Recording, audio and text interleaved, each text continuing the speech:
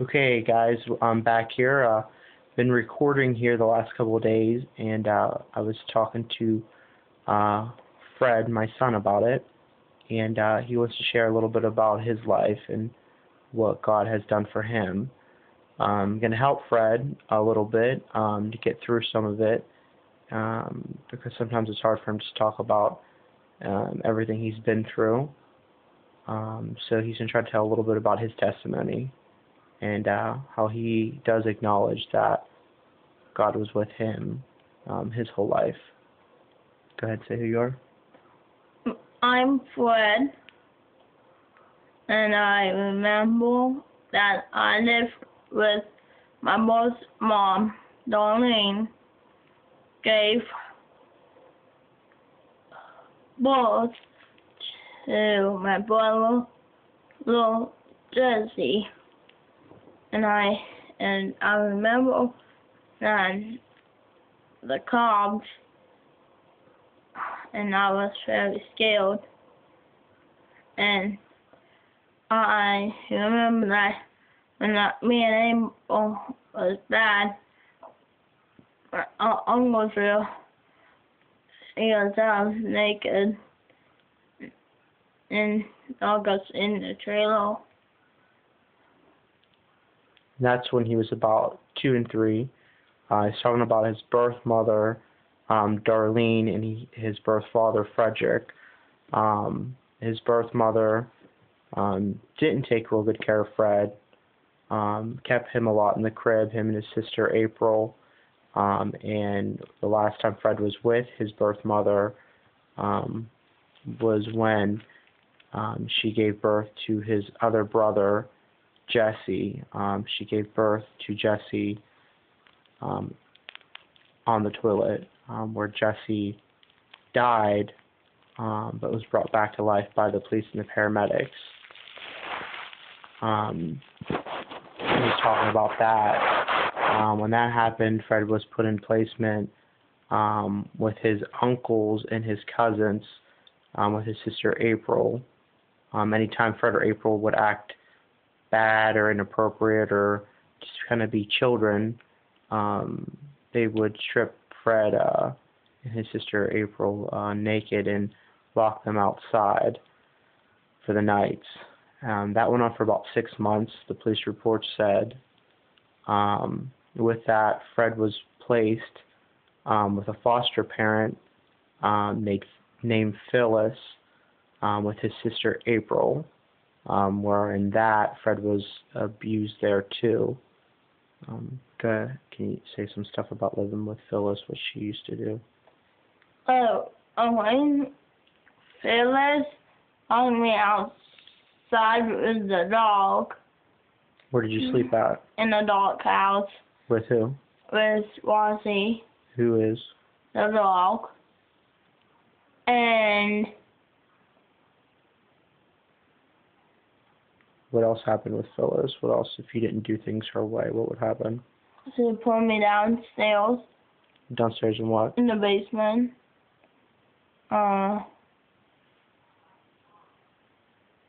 What would she do, Fred, if you were bad? Did she tell you she loved you, or did she say she was going to get rid of you, or?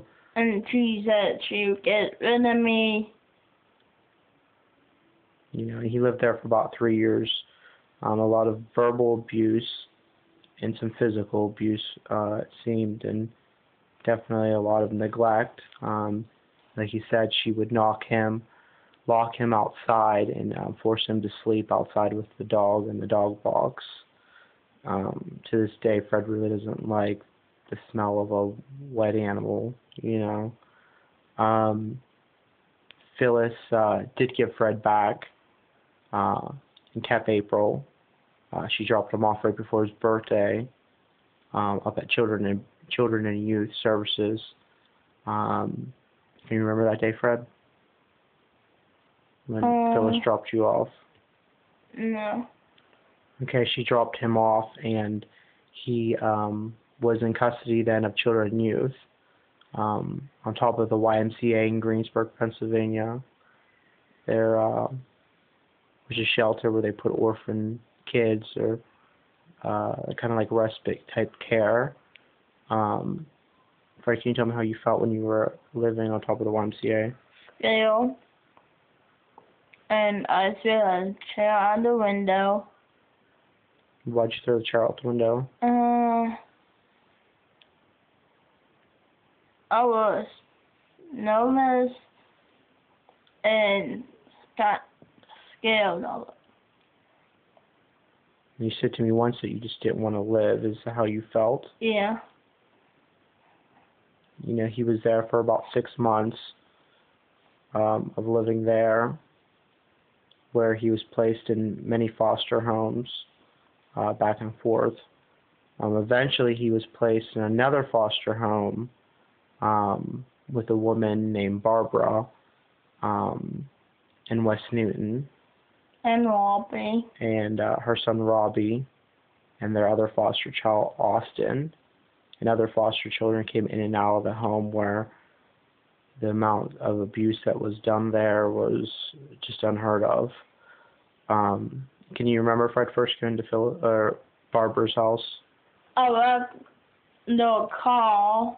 Okay, tell more about that. Explain what that means. How'd you wreck the car? What happened? When we woke up in the middle of the night. Okay, he woke up? Me. Another foster kid? Other foster kids went to go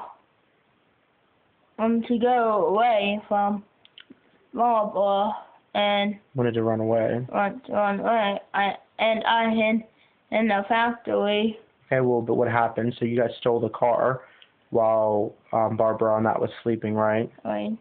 And were you driving the car? Yeah. Okay. And they drove the car up, hit a lot of different cars, and finally wrecked into a bank or something of that nature. The police came, right? Yeah. And all the kids ran, and where'd you hide at, Fred? In the factory. Did you have shoes on?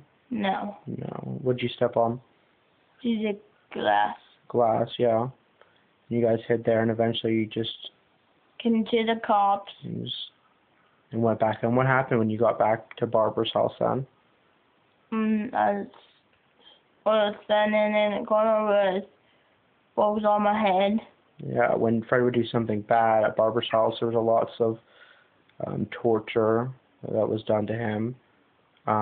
One of the most common things that she would make him do is stand in the corner and raise his hands above his head, and she would pile on lots of books to try to put pressure or to lessen him.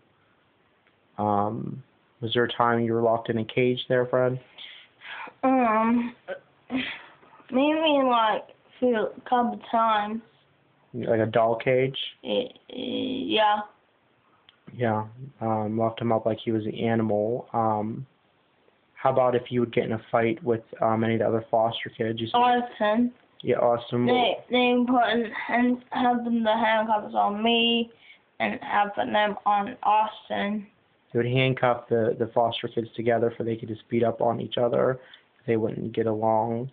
Was there a time that Fred, you fell through ice or something? Yeah.